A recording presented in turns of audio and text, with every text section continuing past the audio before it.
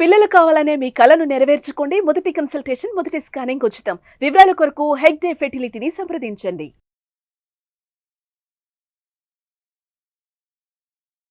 నమస్తే, welcome to Suman TV. నేను గిరిజ.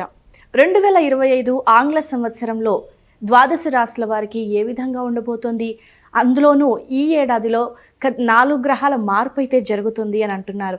అటు గురుగ్రహం కానివ్వండి, శనిగ్రహం కానీ, అలాగే వీటితో పాటు రాహుకేతువులు కూడా మార్పు జరగబోతోంది. సో వీటి మార్పు ఈ 12 రాశుల వారికి, ఈ రాశి వారిపై ఎలాంటి ప్రభావాన్ని చూపిస్తుందో తెలిపేందుకు ఇవాళ మనతో పాటు ప్రముఖ జ్యోతిష పండితులు బ్రహ్మశ్రీ నందిబట్ల శ్రీహరి శర్మ గురువుగారు ఉన్నారు. వారితో మాట్లాడదాం. గురువుగారు నమస్కారం. వాగర్థావివ సంపృక్తౌ వాగర్థ ప్రతిపత్తయే జగతః పితరౌ వందే పార్వతీ పరమేశ్వరౌ. సదాశివసమారంభాం శంకరాచార్య మధ్యమాం అస్మదాచార్య పర్యంతం వందే గురు పరంపరాం. ఆదిత్యాయ చ సోమాయ మంగళాయ బుధాయ చ గురుశుక్రశనిభ్యశ్చ రాహవే కేతవే నమః. శృంగేరి జగద్గురు పీఠాధిపతులకి, కంచిపీఠాధిపతులకి నమస్కారములు తెలియచేసుకుంటూ కార్యక్రమాన్ని ప్రారంభిద్దాం. 2025 ఆంగ్ల నూతన సంవత్సరంలో మీనరాశి వారికి ఎలాంటి ఫలితాలు ఉండబోతున్నాయి అంటారు? ఒక్కసారి తెలియజేస్తారా? ముందుగా వీక్షించేటువంటి సుమన్ టీవీ ప్రేక్షకులకి మనవి, ఇప్పుడు మనం చెప్పుకోబోయేటివి 2025 సంవత్సరంలో ఉండేటువంటి ద్వాదశ రాశుల వారికి సంబంధించినటువంటి మంచి చెడు విషయాల గురించి ఏ విధంగా ఉండబోతుంది. అయితే చాలామందికి ఒక సందేహం రావచ్చు, రాశుల ఫలితాలు అనేటువంటివి ఉగాది టు ఉగాది కదా మనం చెప్పుకునేది, మన సాంప్రదాయం. మన సాంప్రదాయాన్ని విడనాడి ఈ కొత్త సాంప్రదాయం ఏంటి, మనది కాని ధర్మాన్ని ఎందుకు మీరు ఈ విధంగా చెప్తున్నారు అనే ఆక్షేపణ కూడా ప్రేక్షకులు తెలియజేస్తారు. అయితే ఇక్కడ ధర్మం అంటూ ఒకటి ఉంటుందండి, శాస్త్రం అంటూ ఒకటి ఉంటుంది. మనకేం చెప్పబడుతుంది? ప్రపంచమంతా ఒకటి నమ్మింది అని అంటే అది ధర్మము, శాస్త్రమై కూర్చుంటుంది. కాబట్టి ప్రపంచమంతా కూడా నూతన సంవత్సరంగా జనవరి 1 నుంచి డిసెంబర్ 31 వరకు పరిగణనలోకి తీసుకుంటున్నాయి. అయితే మనం కూడా అదే బాటలో, అంటే ఇక్కడ ఏంటి, ఆంగ్ల నూతన సంవత్సర భావంగా తీసుకొని ఫలితాలు చెప్తున్నాం అంతే తప్ప విశ్వావసు నామ సంవత్సరంలో వచ్చే విశ్వావసు నామ సంవత్సరానికి సంబంధించినటువంటి విధంగా చెప్పట్లేదు. జనవరి 1వ తారీఖు నుంచి డిసెంబర్ 31వ తారీఖు వరకు ఉండేటువంటి గ్రహస్థితిని దృష్టిలో పెట్టుకొని 12 రాశుల వారికి ఏ విధంగా ఉండబోతుందో విషయాలే తెలుసుకుంటున్నాం. మళ్ళీ మన సాంప్రదాయం ప్రకారం ఉగాది సందర్భంగా వచ్చే విశ్వావసునామ సంవత్సరంలో 12 రాశుల వారికి ఉగాది టు ఉగాది సంబంధించినటువంటి శుభ అశుభ ఫలితాల గురించి మళ్ళీ మీ ముందుకు వచ్చే ప్రయత్నం చేస్తాను. ఇప్పుడు చెప్పబోయేటువంటి మాత్రం కేవలం ఆంగ్ల నూతన సంవత్సరంగా అనగా 2025 సంవత్సరంలో జనవరి 1 నుంచి డిసెంబర్ 31 వరకు మాత్రమే ఉండగలిగేటువంటి ఫలితాల గురించి చెప్పేటువంటి ప్రయత్నం చేస్తాను. కాబట్టి ఈ చిన్న గమనికని మీరు గమనించవచ్చని చెప్తున్నాం.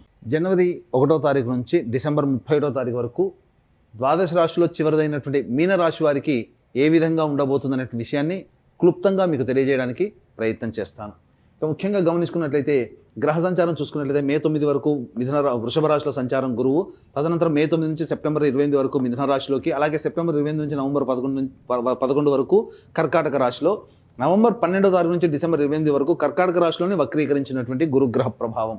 ఇక శనిగ్రహ ప్రభావం చూసుకున్నట్లయితే ఏప్రిల్ 16 వరకు కుంభరాశిలో సంచారము, ఏప్రిల్ 16 అనగా 16 ఏప్రిల్ నుంచి అక్టోబర్ 9 వరకు మీనరాశిలోకి శని సంచార ప్రభావం. అలాగే ఇందులోనే జూలై 8వ తారీఖు రోజున వక్రీకరించి మీనరాశిలోనే మళ్ళీ అక్టోబర్ 10న కుంభరాశిలోకి చేరి వక్రీకరించి స్థితి పొంది ఉండడం, నవంబర్ 26వ తారీఖు రోజున వక్రత్యాగం కుంభరాశిలో చేయడం అనేటువంటిది శని భగవాన్ వల్ల కలుగుతుంది. ఇక రాహుకేతులు 15 మే వరకు కూడాను రాహు మీనరాశి, కేతు కన్యారాశిలో ఉండగా 16 మే నుంచి రాహు కుంభరాశిలో, కేతువు సింహరాశిలో సంచారం చేస్తున్నటువంటి ప్రభావం. కావున ఈ యొక్క గ్రహాల యొక్క గమనాన్ని కనుక గమనించుకున్నట్లయితే ప్రధానంగా ఇటు రాహుకేతులు కానీ, గురుగ్రహ ప్రభావం కానీ, అలాగే శని ప్రభావం కానీ అనుకూలంగా లేవు. ఈ కారణం చేత మీనరాశిలో ఉన్నటువంటి వాళ్ళు పలు ఇబ్బందులు, సమస్యలు, కష్టాలు ఎదుర్కొనేటువంటి అవకాశాలు ఎక్కువగా గోచరమవుతున్నాయి. కాబట్టి జాగ్రత్తలు పాటించండి, తొందరపడి నిర్ణయాలు తీసుకోకండి.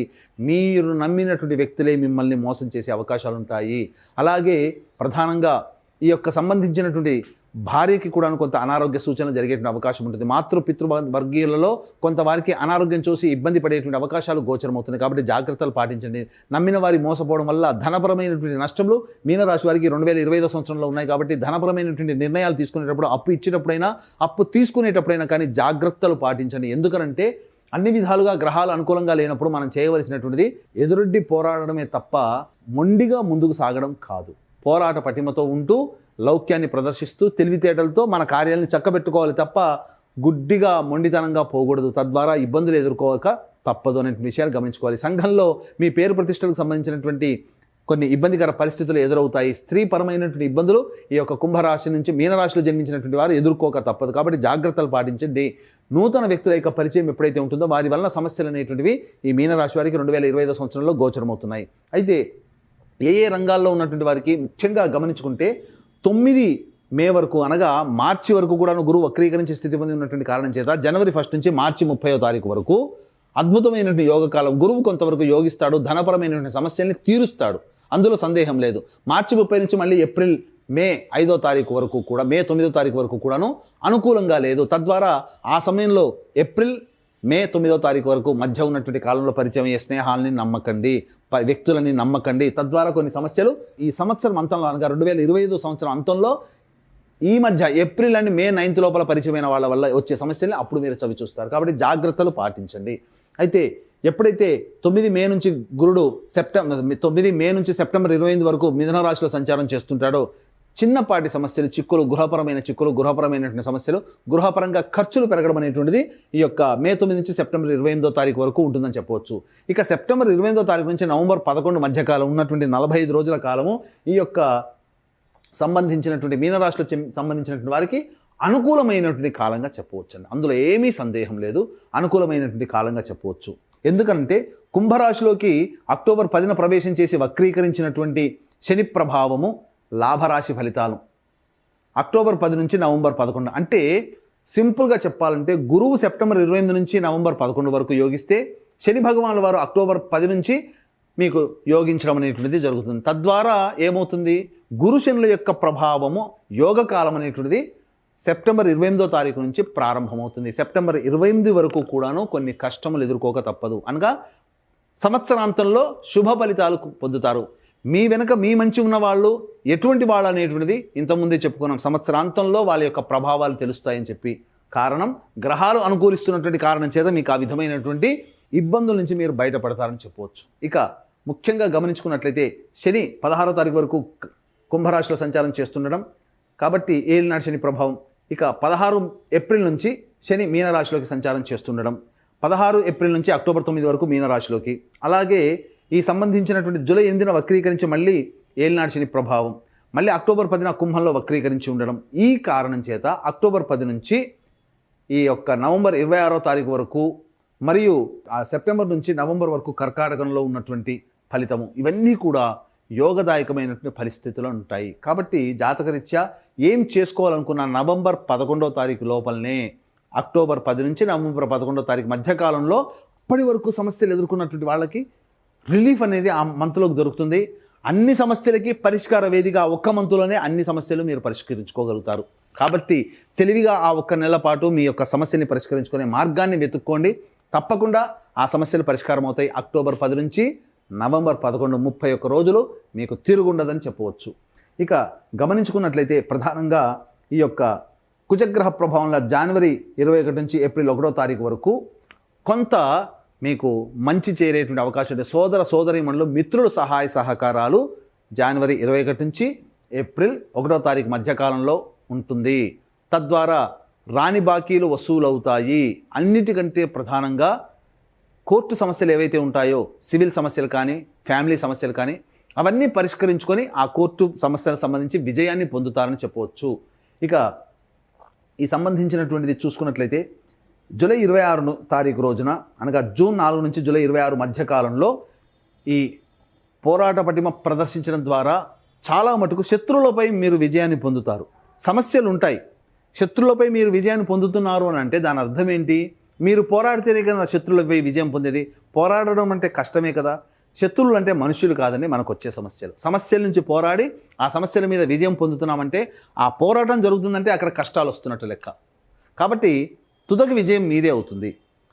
అనగా కష్టాల్ని ధైర్యంగా ఎదుర్కోగలిగేటువంటి శక్తి కుజ భగవానుడు మీకు అంతర్గతంగా అందజేస్తున్నాడు. ముఖ్యంగా గమనించుకున్నట్లయితే ఈ యొక్క జూలై 26 నుంచి అక్టోబర్ 25 ఉన్నటువంటి మధ్యకాలము జాగ్రత్తలు పాటించండి. జూలై 26 నుంచి సెప్టెంబర్ 11వ తారీఖు వరకు ఉన్నటువంటి కాలంలో వ్యాపార భాగస్వాముల మధ్య, జీవిత భాగస్వాముల మధ్య పొరపచ్చాలు వచ్చే అవకాశం ఉంది కాబట్టి మౌనాన్ని ఆశ్రయించండి. ఇక సెప్టెంబర్ 11 నుంచి అక్టోబర్ 25 మధ్యకాలంలో మీకు అనారోగ్య సూచనలు చేసేటువంటి అవకాశం ఉంటుంది. ఎన్నాళ్ళ నుంచో ఆపరేషన్ డేట్ కోసం ఎదురు చూస్తున్నటువంటి వాళ్ళకి డేట్ కన్ఫామ్ అనేటువంటిది ఈ సెప్టెంబర్ 11 నుంచి అక్టోబర్ 25 మధ్యకాలంలో కన్ఫామ్ అవుతుంది. వాహనాన్ని నడిపేటప్పుడు ఈ మధ్యకాలంలో జాగ్రత్తలు పాటించండి. సెప్టెంబర్ 11 నుంచి అక్టోబర్ 25 మధ్యకాలంలో. ఇక ఈ యొక్క సంబంధించినటువంటి మీనరాశిలో జన్మించినటువంటి వారికి కేంద్ర రాష్ట్ర ప్రభుత్వ ఉద్యోగస్తులకి సాధారణమైనటువంటి ఫలితాలు ఉంటాయి. గొప్పగా ప్రమోషన్స్ అనేటువంటివి ఉండవు. బదిలీల కోసం చేసే ప్రయత్నాలన్నీ కూడాను కాస్త కష్టతరంగా మారుతాయి. అయితే నిరుద్యోగస్తులకి నిరాశ తప్పదు. కానీ సంవత్సరం అంతా ఉద్యోగం లేకుండా నిరుద్యోగంలోనే ఉంటారా అంటే కొన్ని సమయాలు జనవరి 11 నుంచి ఫిబ్రవరి 11 వరకు ఉద్యోగం లభించే అవకాశం ఉంటుంది. అలాగే మే 13 నుంచి జూన్ 14వ తారీఖు వరకు ఉద్యోగం లభించే అవకాశం ఉంటుంది.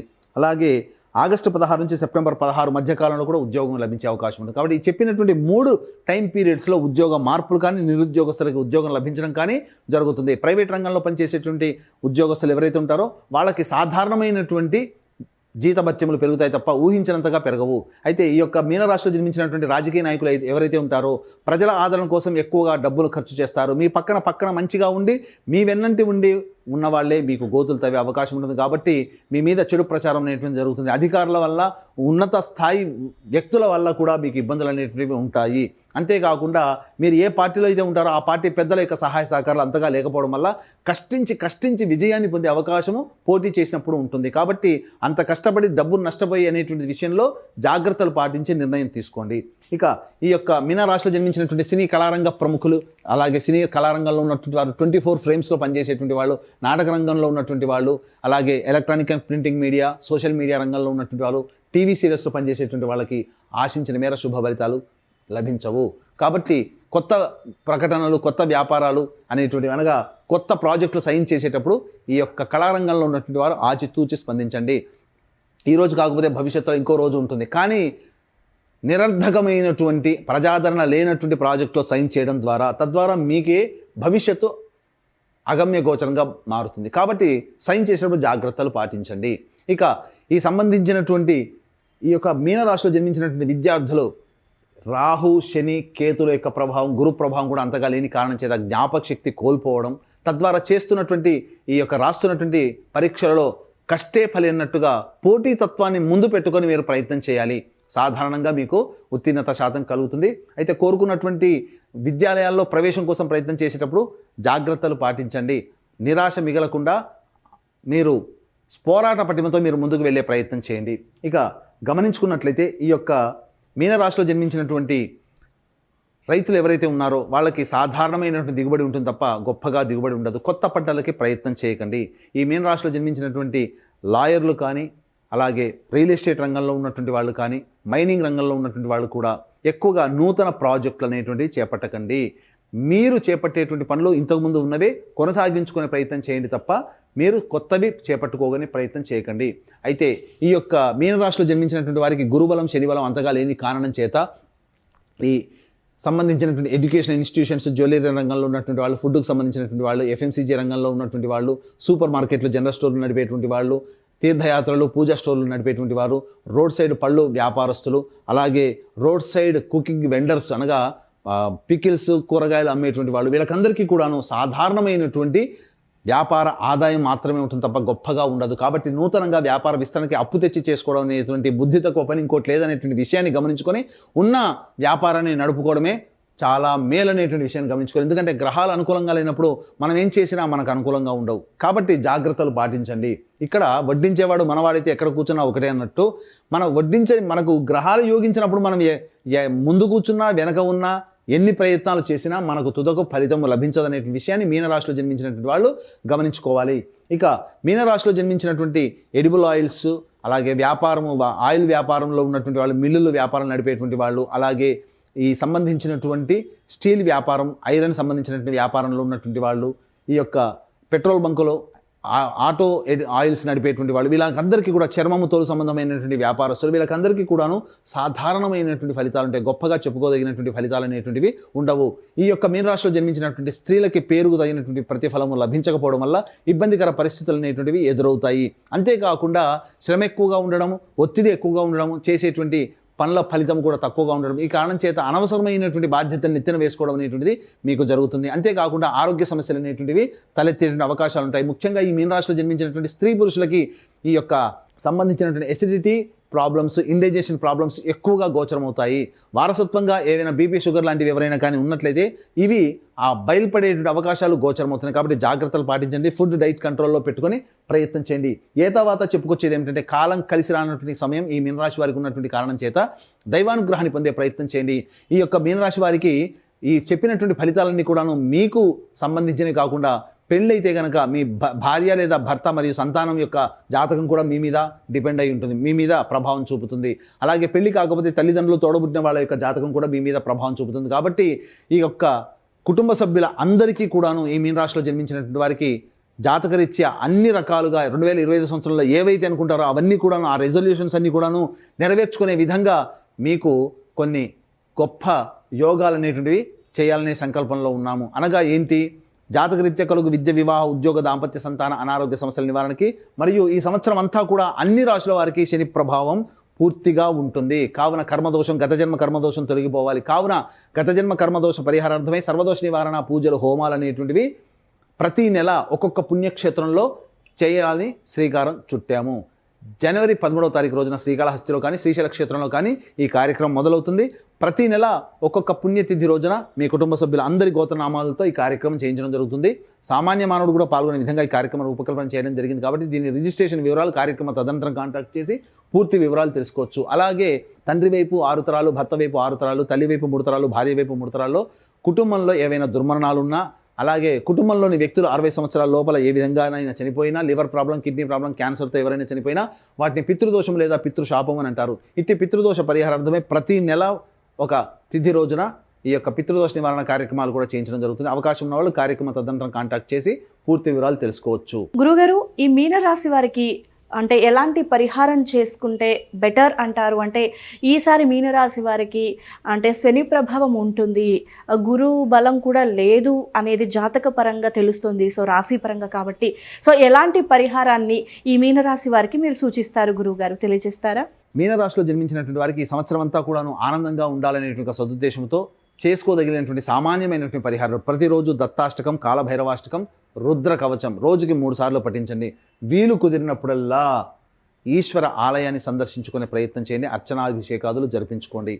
ఇవి జరిపించుకున్నప్పటికీ కూడా మీ యొక్క జీవితం 2025 సంవత్సరంలో విభిన్నంగా ఉంది అని అంటే మీ యొక్క జన్మజాతకంలోనే నడిచేటువంటి గ్రహ దశాంతర దశల యొక్క ప్రభావ ఫలితములు. కావున దగ్గరలోని మంచి ఉపాసనా పరులైనటువంటి జ్యోతిషుని సంప్రదించి వారి సలహాలు సూచనలు కనుక పాటించినట్లయితే మరింత మెరుగైనటువంటి జీవితాన్ని పొందుతారని ఆశిస్తూ సర్వం శ్రీ ఉమామహేశ్వర పరబ్రహ్మార్పణమస్తు.